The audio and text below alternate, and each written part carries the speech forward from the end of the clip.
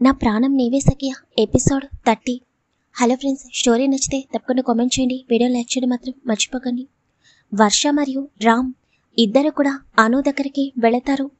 అను ఇద్దరి వైపు చూస్తూ ఏమైంది, ఇద్దరి ఫేసు డల్గా ఉంది ఎందుకు అని అడుగుతుంది.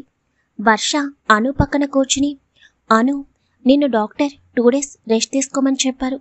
ఎందుకంటే హై ఫీవర్ వచ్చింది కదా, అందుకే నువ్వు 2 days ఇంట్లోనే రెస్ట్ తీసుకోవాలి. మేము సాగర్కి నీకు ఫీవర్ అని ఆల్రెడీ మెయిల్ పెట్టాము. తను యాక్సెప్ట్ చేశాడు, కానీ మేమే లీవ్కి అప్లై చేస్తే తను రిజెక్ట్ చేశాడు. రామ్ కూడా టీమ్ హెడ్డే కదా, అందులోనూ మొన్నే 2 days లీవ్ తీసుకోవడం వల్ల సాగర్ అసలు పర్మిషన్ ఇవ్వలేదు. ఇంకా నా లీవ్ని కూడా రిజెక్ట్ చేశాడు. అందుకే కొంచెం బాధగా అనిపిస్తుంది. ఈ 2 days నువ్వు ఫ్లాట్లో ఎలా ఉంటావో అని. బంటి వాళ్ళు కూడా లేరు, వాళ్ళు ఊరు వెళ్లారు అని వర్ష చెప్తుంటే, పర్వాలేదు వర్ష, అయినా ఈ ఫ్లాట్ ఏమీ కొత్త కాదు, ఈ అపార్ట్మెంట్ ఏమీ కొత్త కాదు, ఎందుకు మీ ఇద్దరు భయపడుతున్నారు? నేను హ్యాపీగా ఫ్లాట్లో రెస్ట్ తీసుకుంటాను.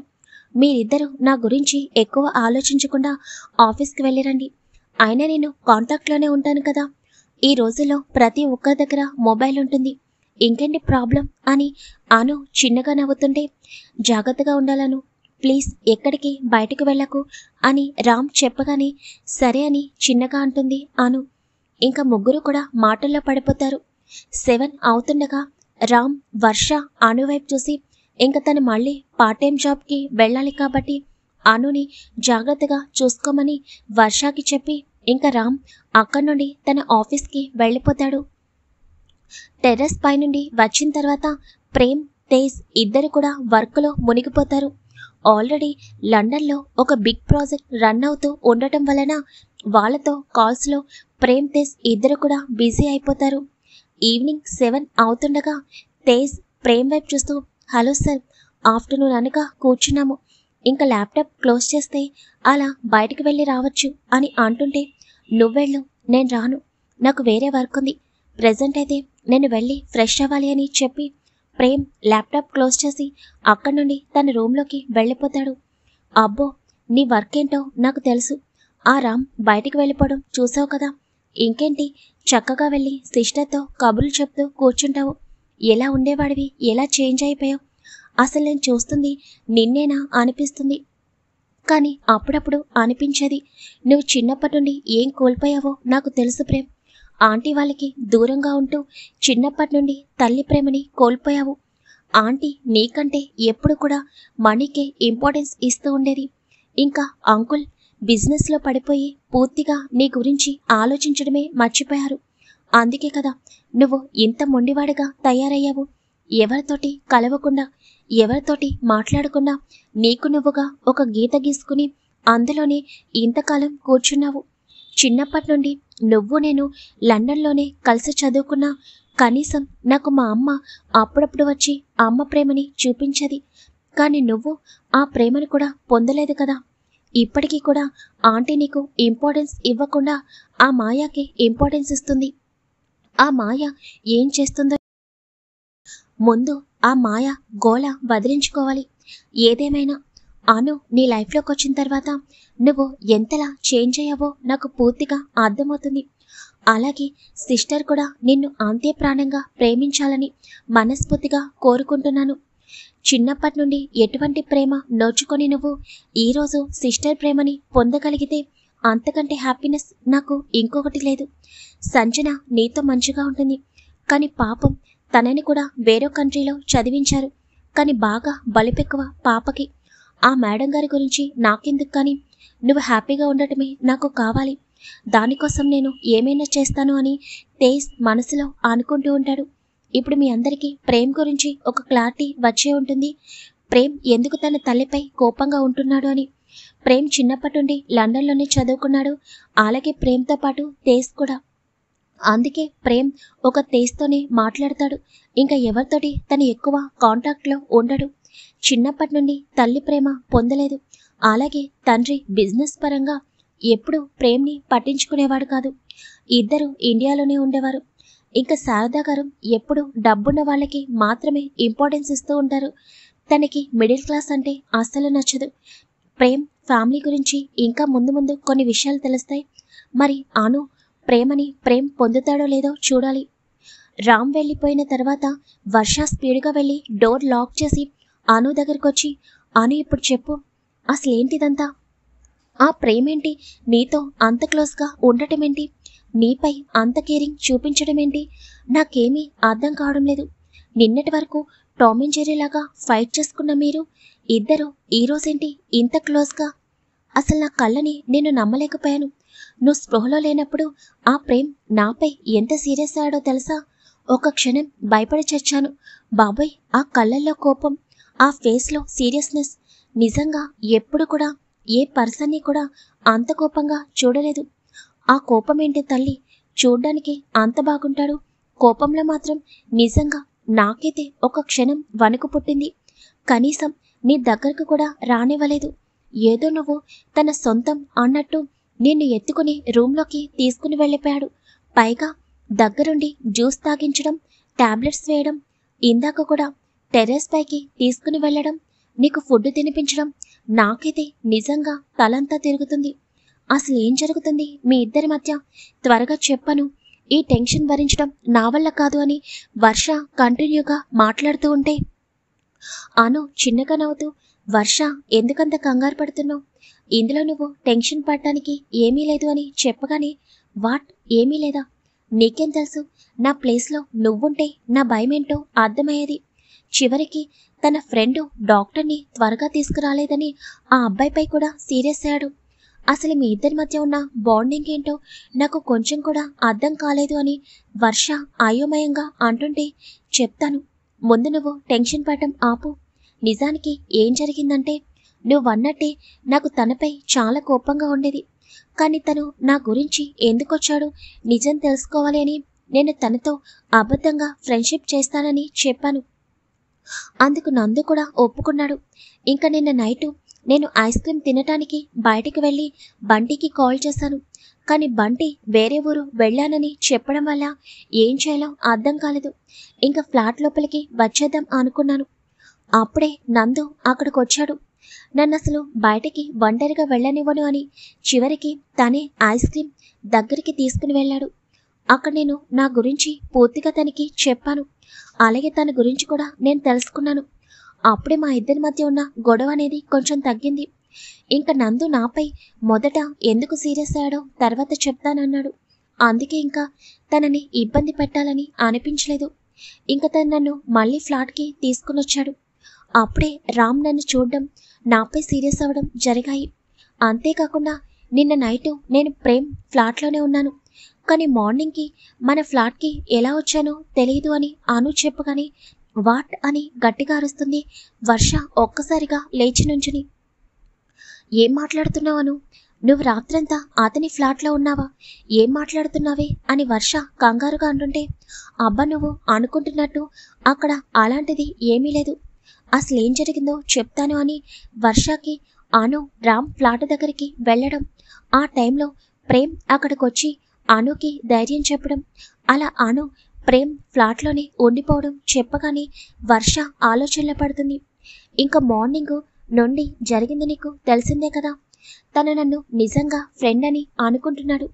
ఇప్పుడు మీరు నాపై ఎలా కేరింగ్ చూపిస్తున్నారో నందు కూడా నాపై అంతే కేరింగ్ చూపిస్తున్నాడు. దీనికి నువ్వలా టెన్షన్ పడితే ఎలా చెప్పు అని అను అక్కడి నుండి హాల్లోకి వస్తుంది. ఇదేంటి, ఈ అను ఇంత ఈజీగా తీసుకుంటుంది?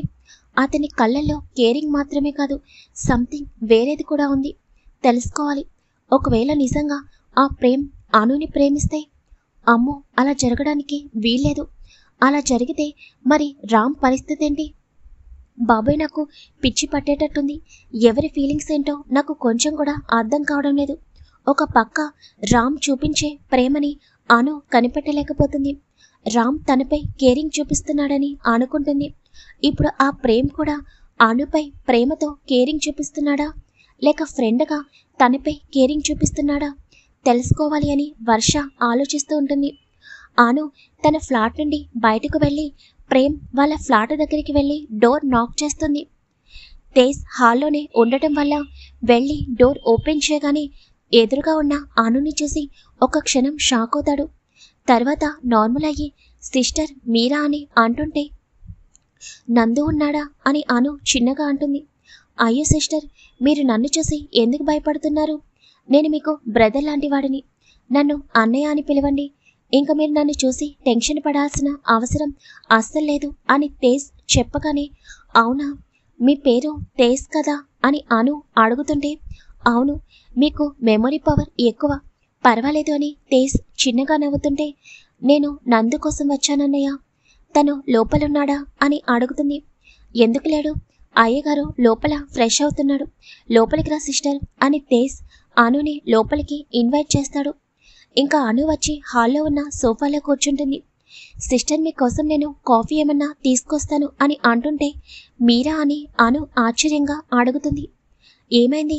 లండన్లో నేను మీ నందు ఇద్దరు కలిసి కుకింగ్ చేసుకునేది. ఇప్పుడే వస్తాను, ఇక్కడే ఉండండి అని చెప్పి ఇంక తేజ్ అక్కడి నుండి కిచెన్లోకి వెళ్తాడు.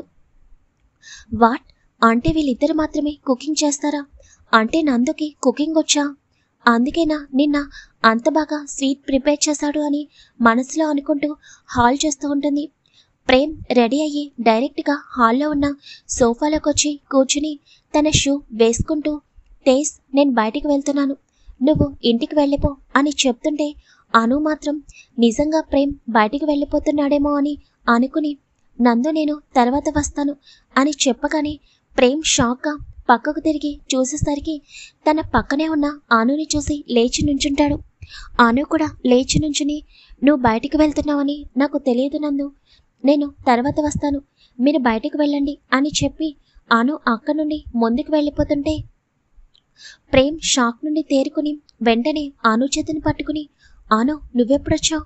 నిజంగా నేను నిన్ను చూడలేదు, నేను నీ దగ్గరికే వస్తున్నాను, అందుకే తేజ్ని ఇంటికి వెళ్ళమని చెప్పాను అని చెప్పగానే, అవునా నేను ఇప్పుడే వచ్చాను, నువ్వు షూ వేసుకుంటున్నావు కదా, బయటికి వెళ్తున్నావేమో అని అను చిన్నగా అంటుంటే, బయటికి నేను వెళ్ళడం కాదు, నువ్వు కూడా నాతో పాటు వస్తున్నావు, నీతో కలిసే బయటికి వెళ్దామని నీ ఫ్లాట్కే వస్తున్నాను అని చెప్పగానే, నేనా అని అను షాక్గా అంటుంది.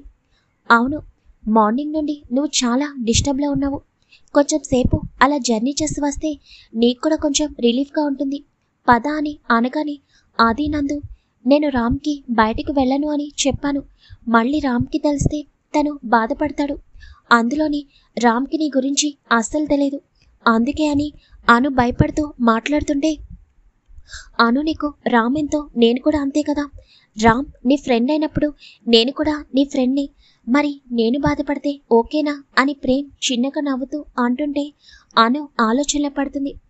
సరే సరే, మీ ఫ్రెండ్ వర్ష కూడా ఉంది కదా, తను కూడా మనతో పాటు వస్తుంది, నువ్వు టెన్షన్ పడకు సరేనా అని ప్రేమ్ అనగానే, నిజంగానా? అయితే తప్పకుండా వెళ్దాం అని అను చిన్నగా నవ్వుతుంది. ఇంతలో తేజ్ ముగ్గురికి కాఫీ తీసుకుని వస్తాడు. ఇంకా ముగ్గురు కాఫీ తాగిన తర్వాత ప్రేమ్ తేజ్ వైపు చూస్తూ, నువ్వు ఇంటికి వెళ్ళు, మార్నింగ్ అనగా వచ్చావు, ఆంటీ వెయిట్ చేస్తూ ఉంటారు అని అంటుంటే, అబ్బో సార్కి చాలా త్వరగా జ్ఞానోదయం అయింది అని తేజ్ మనసులో అనుకుంటూ, సరే జాగ్రత్త అని చెప్పి ఇంకా తేజ్ అక్కడి నుండి వెళ్ళిపోతాడు. నేను ఫ్రెష్ అయ్యి వర్షాన్ని తీసుకుని వస్తాను అని అను చెప్పగానే ప్రేమ్ ఓకే అని అంటాడు. ఇంకా అను అక్కడి నుండి వర్ష దగ్గరికి వెళ్ళి, వర్ష రెడీ అవ్వు, బయటికి వెళ్దాం అని అంటుంటే, ఏం మాట్లాడుతున్నావు అను, ఇంకా నీకు ఫీవర్ కంప్లీట్గా తగ్గలేదు, ఇప్పుడు బయటికేంటి అని వర్ష అంటుంటే, అనును వెళ్ళి రెడీ అవ్వన్న వాయిస్కి అను వర్ష ఇద్దరు కూడా వెనక్కి తిరుగుతారు. అక్కడ ప్రేమ్ ఉండటం చూసి వర్ష ప్రేమ్ వైపు అయోమయంగా చూస్తూ ఉంటుంది. మీ ఫ్రెండ్ని నేను ఒప్పిస్తాను కానీ నువ్వు వెళ్ళు, డ్రెస్ మాత్రమే చేంజ్ చేసుకో, ఫీవర్ కదా అని అనగానే అను సరే అని తన రూమ్లోకి వెళ్తుంది. ప్రేమ్ వర్ష వైపు చూడగానే నేను కూడా వస్తాను అని వర్ష కంగారుగా అంటుంటే, గుడ్ అని ప్రేమ్ అక్కడే కూర్చుంటాడు. బాబోయ్ అని వర్ష పరుగున అక్కడి నుండి అను దగ్గరికి వెళ్ళగానే, ఏమైంది వస్తున్నావా అని అడుగుతుంది అను. రాక చేస్తానా అని వర్ష నోట్లో కొనుక్కుంటూ, హా వస్తున్నా అని తను కూడా రెడీ అవుతుంది.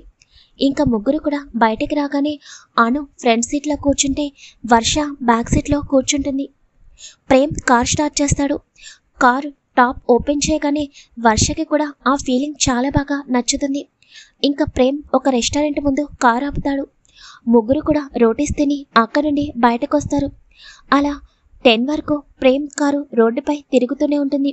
అలాగే ప్రేమ్ అనుతో తక్కువ మాట్లాడతాడు, కానీ అను చెప్పేది వింటూ ఉంటాడు.